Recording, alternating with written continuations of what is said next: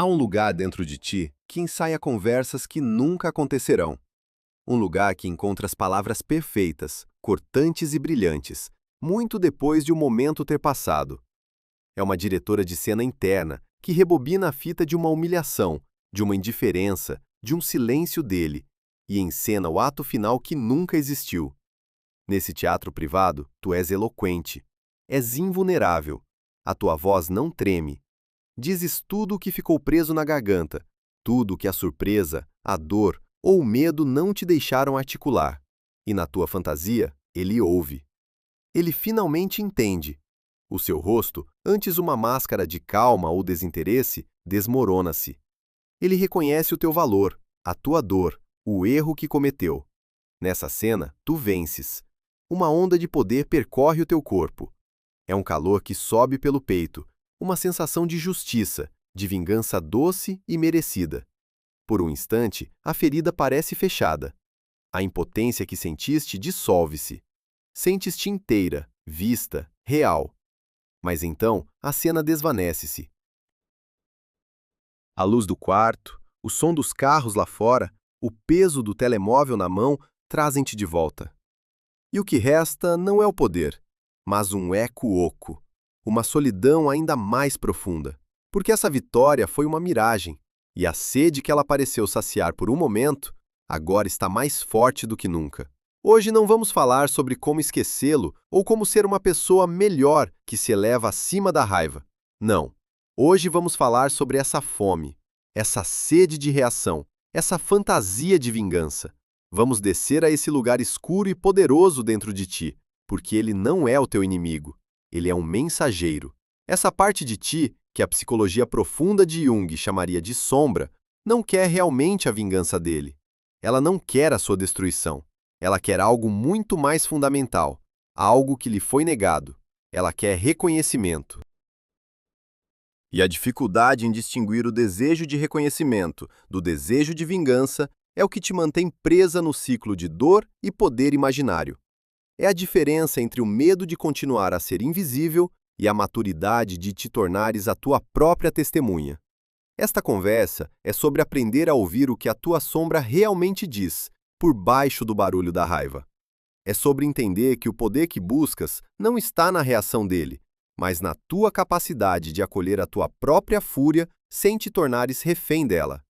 A necessidade de uma reação dele, de um pedido de desculpas, de um sinal de arrependimento, parece lógica. Afinal, foi a ação ou a inação dele que causou a dor. A tua mente racional constrói um argumento irrefutável. Se ele me magoou, ele deve reparar. Se ele me ignorou, ele deve reconhecer-me. A minha paz depende da sua ação. E assim, tu entregas as chaves do teu bem-estar emocional a alguém que talvez nem saiba onde está a porta. O teu corpo fica em estado de alerta. Cada notificação é uma possibilidade. Cada silêncio é uma confirmação da tua invisibilidade. Vives numa espécie de purgatório emocional, à espera de um veredito que só ele pode dar. E é aqui que a sombra começa a agitar-se. A sombra, na psicologia junguiana, não é o mal.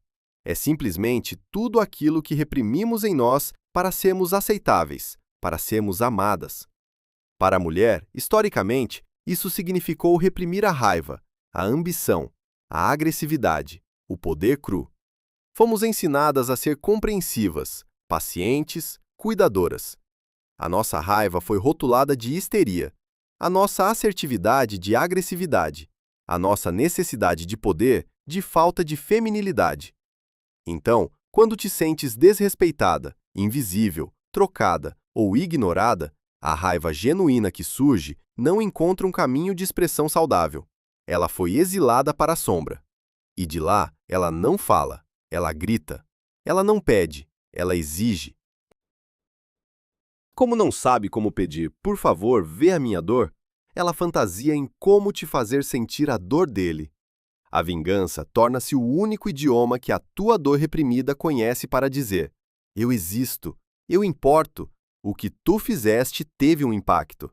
A fantasia de vingança é um sintoma, não a doença. É a febre que te alerta para a infecção. A infecção é a crença profunda de que a tua realidade emocional não é válida até ser confirmada por um observador externo, neste caso, o homem que a negou.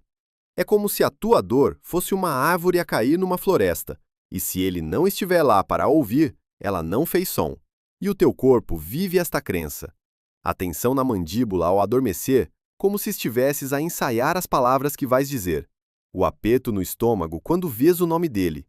A respiração curta e superficial de quem está perpetuamente à espera. O teu sistema nervoso não está a descansar, está em guerra, a lutar uma batalha num teatro de operações que só existe na tua mente.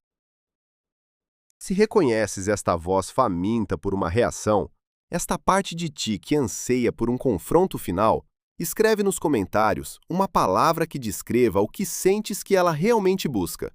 Talvez seja visibilidade, justiça, validação ou simplesmente realidade. Não para ele, mas para ti, como um primeiro passo para nomear o que vive na tua sombra. A grande armadilha da sombra é que a sua energia é reativa. Ela alimenta-se da injustiça percebida. Quanto mais ele te ignora, mais fortes se tornam as tuas fantasias. Quanto mais indiferente ele parece, mais detalhados se tornam os teus planos mentais para o fazer sentir. Entras num ciclo vicioso, onde a tua energia vital é consumida a imaginar cenários que te dão uma falsa sensação de controlo, enquanto na vida real te sentes cada vez mais impotente. É aqui que o medo se disfarça de força. O medo de ser esquecida, de ser insignificante, de que a tua dor não tenha importado para ninguém, veste a armadura da raiva e diz: eu não vou deixar que ele se ceife com isto. Este não deixar que ele se ceife raramente se traduz em ações reais. Em vez disso, traduz-se em obsessão, em verificar as redes sociais dele, em perguntar a amigos em comum, em interpretar cada sinal como uma possível prova de que ele está a sofrer, de que ele sente a tua falta. Cada vislumbre de uma possível tristeza da parte dele torna-se uma pequena dose de droga para a tua sombra. Ah, ele publicou uma música triste, é por minha causa. Ah, ele está online às 3 da manhã, não consegue dormir. Estes pensamentos dão-te um alívio momentâneo, uma sensação de poder. Mas é um poder emprestado, frágil, que depende inteiramente dele. A verdadeira maturidade começa no momento em que percebes a diferença entre a energia quente e limpa da raiva saudável e a energia febril e tóxica do ressentimento. A raiva saudável diz: isto não está certo. O teu comportamento foi inaceitável. Eu mereço mais. Vou afastar-me para proteger a minha energia e o meu valor. A raiva saudável leva à ação protetora, leva a estabelecer limites, leva a fechar uma porta, não para o punir, mas para te abrigares. A sua energia move-se para a frente. O ressentimento, a sede de vingança diz: ele não pode fazer-me isto. Vou ficar aqui, a observar, até que ele reconheça o que fez. Vou guardar esta dor até poder usá-la contra ele. A energia do ressentimento está acorrentada ao passado. Ela não te move para a frente. Prende-te à cena do crime, forçando-te a revivê-la vezes sem conta. Distinguir as duas é o trabalho mais difícil e mais libertador que podes fazer. E começa por reconhecer a ferida que a sombra está a tentar proteger. A fantasia de vingança não é sobre o futuro, fazê-lo pagar. É sobre o passado, desfazer a tua impotência. A tua sombra não é uma criminosa, é uma criança zangada e assustada, a gritar no escuro porque alguém a fez sentir que não existia. E o que é que essa criança quer? Ela não quer destruir o outro. Ela quer que o adulto, a tua consciência madura, se vire para ela, a pegue ao colo e diga: eu vejo-te. A tua raiva é real. A tua dor importa. Não precisas de gritar mais. Eu estou aqui. Eu acredito em ti, mesmo que mais ninguém acredite. Este é o início da verdadeira alquimia psicológica. Não se trata de reprimir a sombra novamente, mas de trazer a sua energia para a luz. A raiva, uma vez reconhecida e validada por ti, deixa de precisar de se manifestar como vingança. Ela transforma-se em clareza, em combustível para a mudança, em limites inegociáveis. A mulher que acolhe a sua raiva não precisa de gritar. A sua presença, o seu silêncio, a sua calma, tornam-se a sua declaração mais poderosa. Ela deixa de precisar que ele a veja, porque ela finalmente se viu a si mesma em toda a sua complexidade, incluindo a sua fúria. Vamos aprofundar isto. Vamos imaginar uma cena concreta. Estás no teu carro, parada no trânsito. Uma música qualquer toca no rádio. De repente, a tua mente deriva. Não a controlas, ela simplesmente vai. E a cena começa. Tu encontras-o inesperadamente. Talvez num café, talvez na rua. Ele está sozinho. Desta vez, não desvias o olhar. Não sentes o pânico familiar. Caminhas na direção dele com uma calma que te surpreende. Ele vê-te e há um vislumbre de algo no seu rosto. Surpresa, talvez nervosismo. Olá, dizes tu, e a tua voz é estável como uma rocha. Ele responde, um pouco sem jeito. E então, sem acusação, sem drama, apenas com uma clareza cortante, tu começas a falar. Usas as palavras exatas que ensaiaste tantas vezes na tua cabeça. Apontas as inconsistências, a falta de respeito no silêncio dele, a forma como a sua ambiguidade te manteve suspensa. Não estás a pedir uma explicação, estás a apresentar um facto, a tua realidade.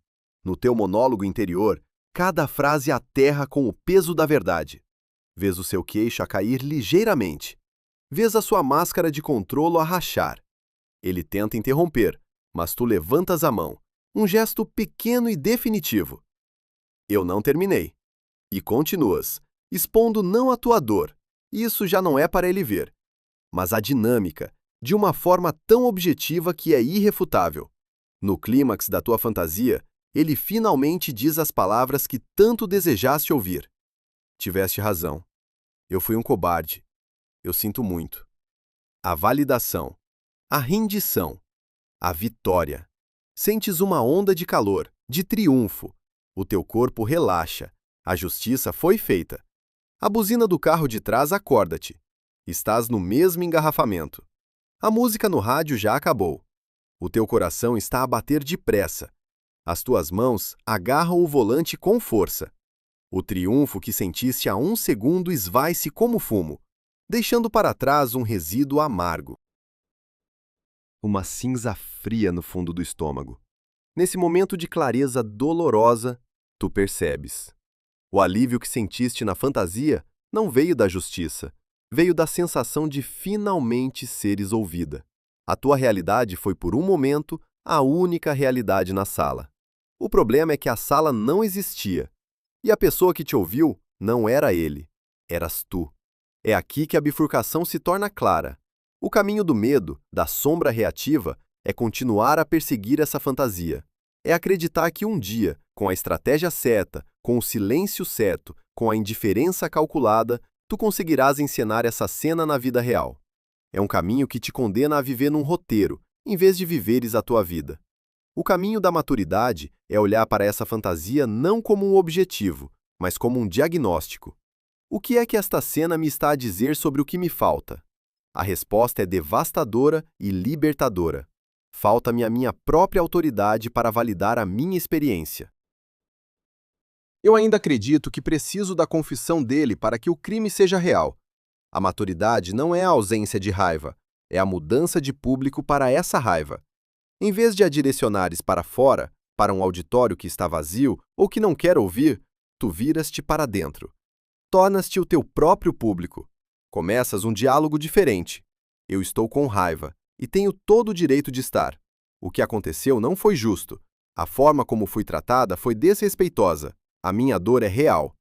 Dizes isto a ti mesma, em voz alta no carro. Escreves num diário. Dizes ao espelho e repetes até que o teu corpo comece a acreditar. Até que a tensão na tua mandíbula comece a ceder. Não porque a injustiça desapareceu, mas porque a tua necessidade de validação externa começou a diminuir. Se estás pronta para parar de procurar o reconhecimento fora e começar a dá-lo a ti mesma, deixa nos comentários a frase "Eu vejo-me". É um ato simbólico de virar o espelho para dentro. De te tornares a testemunha que tens procurado. Esta mudança de perspectiva tem consequências físicas. O corpo, que estava preparado para lutar ou fugir, começa a entender que a ameaça principal não é externa. A ameaça era a tua própria autoinvalidação. Quando continuas a alimentar a fantasia de vingança, o teu corpo paga o preço. Os níveis de cortisol permanecem elevados. O teu sono é interrompido por ensaios mentais. A tua digestão é afetada pela ansiedade constante. Estás a envenenar-te lentamente com uma raiva que não tem para onde ir. Quando começas a praticar o autorreconhecimento, o teu sistema nervoso recebe uma nova mensagem. A mensagem é: estamos seguras. Não precisamos da permissão dele para nos sentirmos assim. A nossa realidade é suficiente. Isto não acontece da noite para o dia. É uma prática. Haverá dias em que a sombra gritará mais alto. Dias em que verás uma foto dele com outra pessoa, e a fantasia de vingança voltará com força total. A diferença é que agora tu tens uma escolha. Em vez de te fundires com a raiva, tu observas-na. Ah, aí está ela outra vez. A parte de mim que se sentiu humilhada e quer retribuir. Olá, raiva. Eu vejo-te. O que precisas que eu saiba? E talvez a resposta seja: preciso que saibas que não és louca. Preciso que saibas que merecias clareza. Preciso que te lembres disto da próxima vez que alguém te oferecer migalhas emocionais. A energia da sombra, em vez de ser gasta em planos destrutivos, é redirecionada para construir algo construtivo, os teus próprios limites. A raiva torna-se o guardião da tua autoestima. Ela informa-te com uma clareza inabalável do que não vais mais tolerar. Nem dele, nem de mais ninguém. Este é o ponto em que o medo se transforma em sabedoria. O medo diz: se eu não o fizer pagar, eu sou fraca. A sabedoria diz: a minha força não está em controlá-lo, mas em controlar-me a mim mesma. A minha força está em afastar-me de dinâmicas que despertam esta parte reativa de mim. A mulher madura não é aquela que não sente raiva, é aquela que já não confunde a sua raiva com a necessidade da rendição do outro. Ela pode sentir a fúria percorrer-lhe o corpo, mas as suas ações são guiadas pela clareza, não pelo caos. Ela pode escolher o silêncio, não como um jogo para o provocar, mas como um ato de soberania sobre a sua própria paz. O seu silêncio deixa de ser um vazio à espera de ser preenchido por ele. Torna-se um espaço pleno, preenchido por ela mesma. Ela pode escolher a confrontação, não para extrair uma confissão, mas para declarar a sua verdade e fechar um ciclo para si mesma, independentemente da reação dele. O objetivo não é ganhar a discussão, mas sim honrar a sua própria voz. A diferença é sutil, mas muda tudo. Num caso, és uma refém à espera que o teu captor te liberte. No outro, és uma mulher que percebeu que a porta da cela sempre esteve aberta e que a única coisa que a mantinha lá dentro era a crença de que precisava da permissão dele para sair.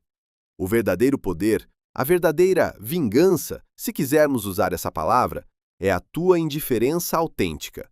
Não a indiferença fingida, que está constantemente a verificar se ele está a olhar, mas a indiferença calma de quem está genuinamente ocupada a viver a sua própria vida. É o momento em que o nome dele surge numa conversa e o teu coração não salta. É quando percebes que já não sabes se ele está online ou não, porque já não verificas. É quando a energia que costumavas gastar a ensaiar discussões é agora usada para planear um projeto, para aprender algo novo, para rir com amigos. Esta é a transformação que a sombra, uma vez integrada, te oferece. A energia que estava presa no ressentimento é libertada e torna-se disponível para ti. É um influxo maciço de força vital. É como encontrar uma fonte de petróleo no teu próprio quintal, depois de passares anos a tentar roubar gasolina do carro do vizinho. Mas o caminho até lá é testado. A maturidade não é um destino, é uma escolha repetida. Haverá um dia, talvez meses depois, em que te sentirás calma e centrada. A história com ele parecerá distante, como um filme a que assististe há muito tempo. E nesse mesmo dia receberás uma mensagem. Olá, tenho pensado em ti. O corpo reage primeiro, um choque elétrico. O coração dispara, a respiração fica suspensa, e a sombra, que estava a dormir pacificamente, levanta a cabeça. É agora, ela sussurra, a nossa oportunidade. A oportunidade de dizer tudo, de o fazer sentir, de ganhar. O medo disfarçado de oportunidade vai dizer-te para responder com frieza calculada, para o fazeres esperar, para jogares o jogo do poder.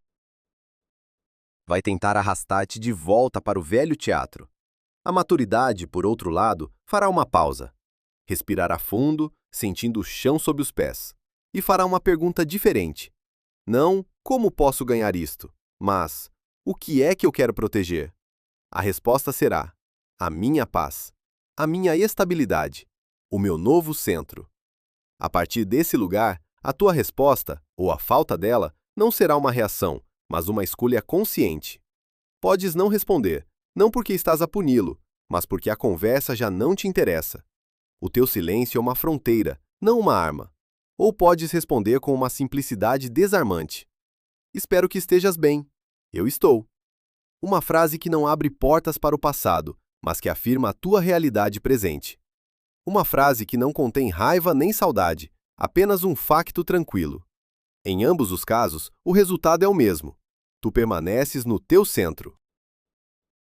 A tentativa dele de reentrar no teu sistema emocional encontra uma porta fechada, não trancada com raiva, mas simplesmente fechada com a serenidade de quem já não mora mais naquele endereço. Isto é o que significa distinguir maturidade de medo. O medo age para provocar uma reação no outro. A maturidade age para preservar a paz dentro de si. O medo precisa de um público. A maturidade é a sua própria testemunha.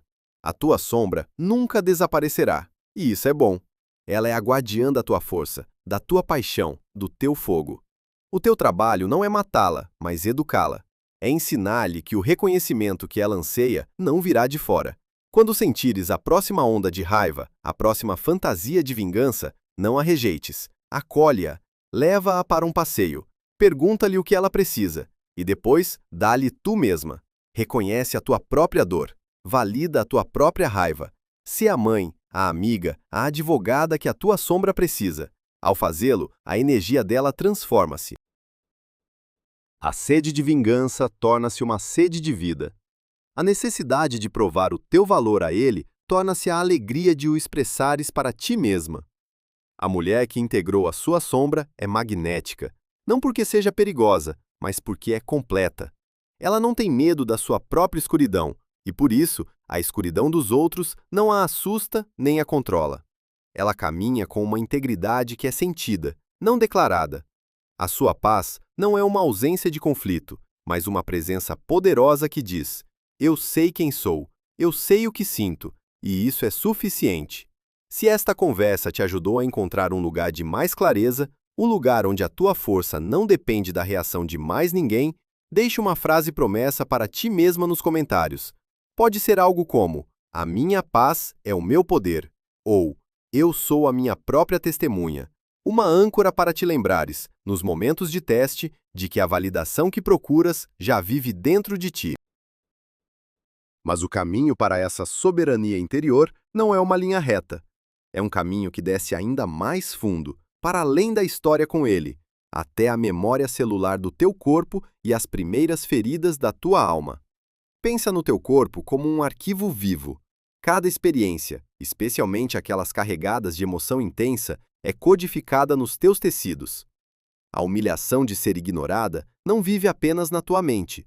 Ela vive na contração crônica dos teus ombros, no nó que se forma na tua garganta sempre que tentas falar a tua verdade, na forma como o teu diafragma se esquece de relaxar e permitir uma respiração profunda.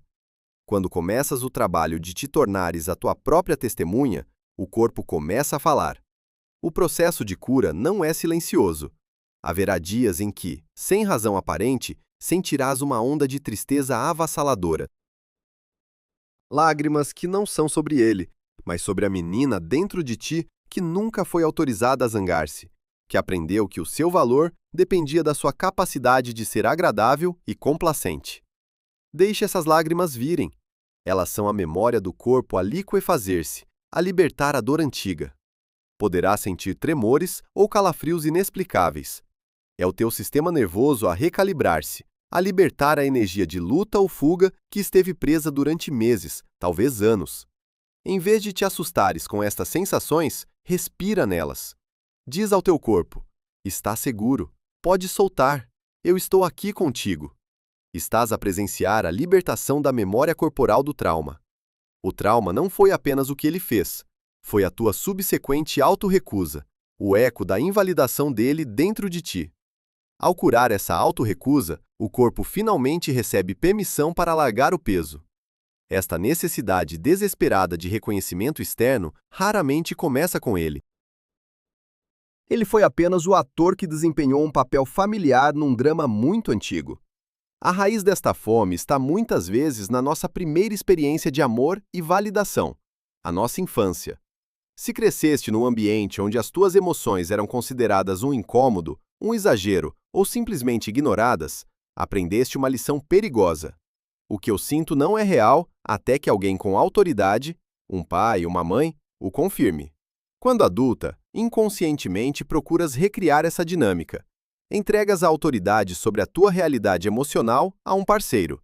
A indiferença dele não te magoa apenas no presente. Ela reativa a ferida primordial da invisibilidade. A raiva da tua sombra não é apenas sobre ele ter visualizado a tua mensagem e não ter respondido. É a raiva acumulada de cada vez que choraste no teu quarto e ninguém veio. De cada vez que a tua excitação foi recebida com desinteresse. De cada vez que a tua dor foi minimizada. Ele tornou-se o rosto de todos os que te fizeram sentir que não importavas. É por isso que a fantasia de vingança é tão potente. Na tua imaginação, ao forçá-lo a reconhecer-te, não estás apenas a derrotá-lo, estás a corrigir retroativamente toda a tua história de invalidação. Estás a forçar o pai ausente, a mãe crítica, o mundo indiferente a finalmente dizer: tu tinhas razão, a tua dor era real. Compreender isto é libertador. Tira-o do centro do palco do teu sofrimento. Ele deixa de ser o teu demônio pessoal e torna-se um mero mensageiro, um carteiro que te entregou uma carta antiga, que tu própria escreveste a ti mesma há muito tempo. A carta diz: és digna de ser vista. É a altura de parares de procurar testemunhas e te tornares uma. À medida que este trabalho se aprofunda, os sinais de cura tornam-se subtis, mas profundos. Um dia, vais dar por ti a conduzir e a perceber-te de que a rádio interna que transmitia 24 horas por dia sobre ele, analisando cada palavra e silêncio, está finalmente desligada. O que a substitui não é um ruído novo, mas um silêncio espaçoso. No início, pode ser desconfortável. Estavas tão habituada à estática da obsessão que a paz parece vazia. Mas depois, nesse espaço, começas a ouvir outras coisas. A letra da música no rádio, os teus próprios pensamentos sobre o teu dia, uma ideia para um novo projeto. A tua mente está a regressar à casa, a regressar a ti. Começas a notar a beleza novamente. Não a beleza performativa que publicarias para mostrar o quão bem estás, mas a beleza pequena e real. O padrão que a luz do sol faz no chão, o sabor intenso do teu primeiro café da manhã, a sensação de conforto de um cobertor. Os teus sentidos, que estiveram sequestrados e direcionados para um único ponto de dor, são libertados. O mundo volta a ter cor e textura. E então chega um teste ainda mais subtil do que a mensagem de texto dele. É o teste de o veres feliz. Talvez um amigo em comum mencione casualmente que ele está numa nova relação. Ou talvez, por acaso, o vejas na rua a rir com outra pessoa. A reação antiga, a da sombra não integrada, seria um soco no estômago, uma onda de fogo de injustiça. Como se atreve, depois de tudo o que me fez passar, ele segue em frente e é feliz? E eu? A felicidade dele seria sentida como a prova final da tua insignificância. A história de que foste apenas um degrau, algo para ser usado e descartado, gritaria dentro de ti, exigindo algum tipo de justiça cósmica. A reação da mulher que fez o seu trabalho interior é diferente. Há um momento de contração, uma pontada. É o eco fantasma da ferida antiga. Mas ela não se funde com ele, ela observa-o. Ah, aí está, a dor da comparação, a história da injustiça. Ela respira fundo, 1, 2 vezes. Ela não alimenta a história. Ela não a transforma num monólogo sobre o seu valor. Ela simplesmente permite que a sensação física da pontada exista e depois a veja a dissipar-se, como uma nuvem a passar no céu da sua consciência. E o que resta Não é raiva, mas uma neutralidade pacífica. Talvez até um pensamento fugaz e desapegado. Espero que ele a trate bem. Este pensamento não vem de um lugar de santidade forçada ou de uma tentativa de ser uma pessoa melhor. Vem de um lugar de liberdade genuína. A felicidade dele já não tem qualquer relação com a tua. A balança da justiça que tu querias equilibrar já não existe, porque te retiraste completamente do jogo. A tua felicidade deixou de ser o oposto da dele. Tornou-se um universo paralelo, com as suas próprias leis, o seu próprio sol, a sua própria órbita. Este é o destino final da tua raiva integrada. Ela não desaparece, ela transforma-se no teu guardião mais feroz. A tua sombra, antes uma diretora de cena de peças de vingança, torna-se a tua conselheira de confiança. Ela é a voz que te sussurra: isto não parece bem, quando conheces alguém novo que te oferece a mesma ambiguidade familiar. É a sensação no teu corpo que te diz para te afastares de uma situação antes mesmo de a tua mente lógica perceber o porquê. A tua sombra torna-se o teu lobo interior. No passado, quando estava ferida e enjaulada, ela rosnava a todos, incluindo a ti. Agora que a libertaste, que a alimentaste com o teu próprio reconhecimento, ela caminha ao teu lado. O seu rosnar já não é um sinal da tua dor, mas um aviso contra o perigo exterior. Ela protege o teu território, a tua paz, a tua energia. Confias nela, porque sabes que ela nunca mais te permitirá abandonar-te. A jornada para reclamar a tua sombra não é sobre esquecer o que aconteceu. As cicatrizes permanecem, mas elas mudam de função.